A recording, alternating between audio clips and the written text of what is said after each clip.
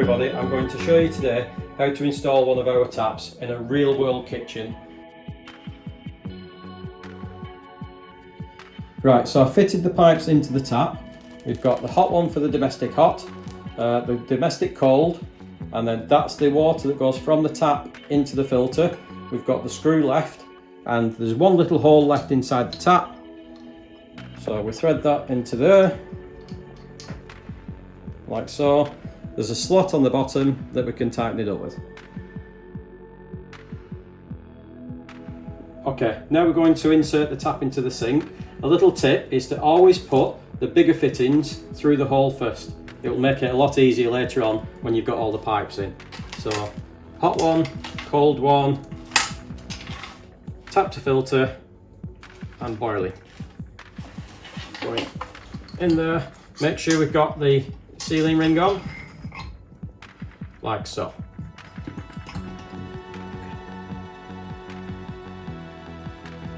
This is a spreader plate for the hole, but it's only to be used on thin sinks and metal sinks.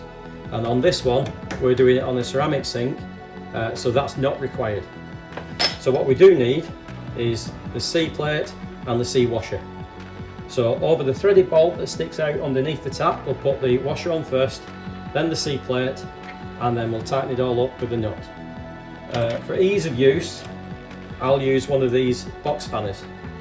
But depending on how much room you have underneath, you can either do it with that or with a regular spanner or adjustable spanner.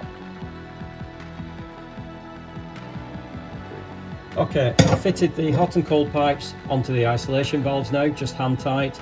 So I'm just going to get my adjustable spanner, we'll put that on, and then tighten that one up.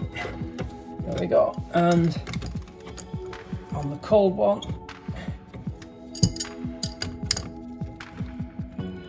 tighten that one up. There we go. Here we have the filter that I'm going to mount up in this corner, but we've got this pipe here.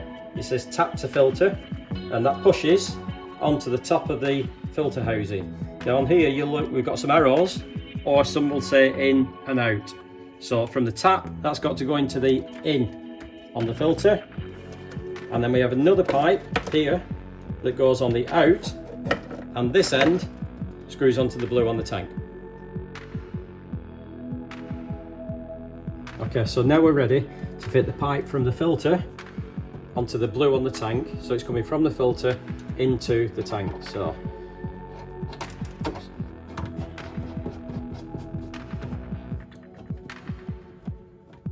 that on there, and we will nip that one up. Don't need to over tighten these.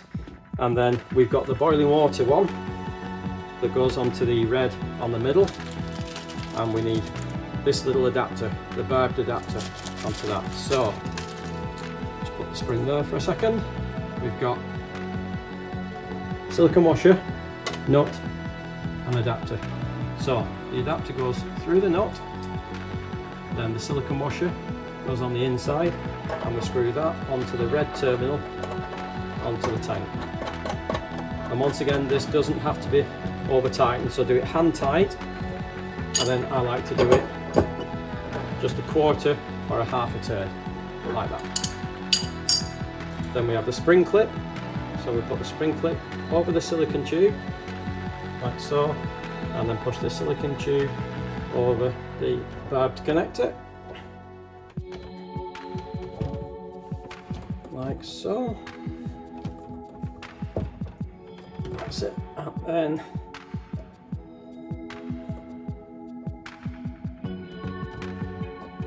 just get this over the pipe.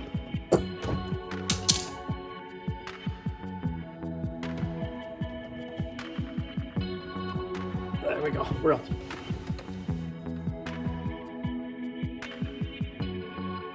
Now we've got all the pipes connected up, what we need to do now is turn the mains hot and cold back on, and then check the system to make sure that we've no water drips and no leaks. So we'll turn these back on, like so, and then we'll start feeling to make sure that it's all watertight, which it is. And the next thing that we have to do now we've turned the water on is prime this tank. And to do that, because we've got the water on now, we run the boiling side on the tap, and that sends water through the filter into this tank. On the tap here, this is the boiling side, and we have our safety button. So we press the safety button and turn it. No water's coming out because it's going into the tap, into the tank.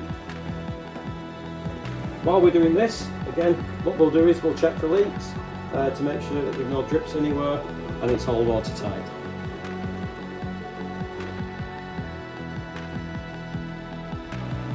Right, so now I've primed the tank and water is now coming out of the spout. I need to leave it running now and flush about 10 litres of water through so that we're going to get any impurities that may be left in the pipes or the tank out before we turn it on. Right, so we've now primed the system and we've flushed it with about 10 litres of water. So now we get the power cord, we can plug the power cord in and we get a flashing LED in the middle. So we press and hold it for 3 seconds and it lights up. We press the plus button and take it to 98 and then the light will come on saying it's heating, and then we just wait for about between 6 and 7 minutes for it to come to temperature. So now we have the temperature now is at full temperature on the tank. So we'll just try and run it now and we'll show you.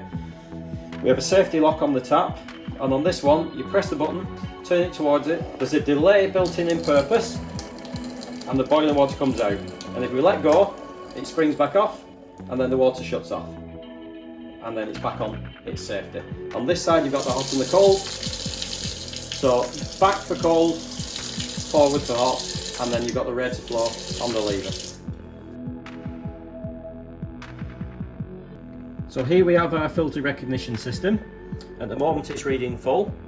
So after the said amount of water has gone through the filter, you'll notice this line dropping down. When it gets to the bottom, then that's it will indicate then that you need to change the filter. Okay, this is the filter housing complete. So when you want to change the cartridge inside, these need to be changed every 6 months. What we do is, this is normally screwed to the wall of course, but for demonstration purposes, what we're going to do is untwist at the top, and it's a bayonet fitting, just like a light bulb, and then the cartridge unit, like a candle, is inside here. So we unscrew that, and there's the cartridge. Pull that out, you take your new one, that one goes straight back up, and one thing you need to make sure is that the O-ring stays in place, either in the top of there or in the top of there. Then screw that back up, and tighten it, push up and twist, and that's your cartridge changed.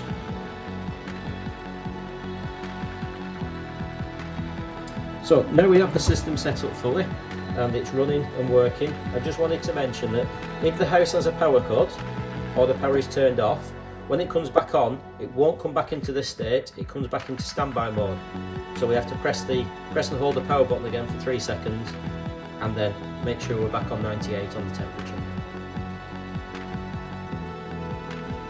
From an ease of use point of view, on the tap, we have the safety system, so we have to press the button in and turn it like that for the water to flow out.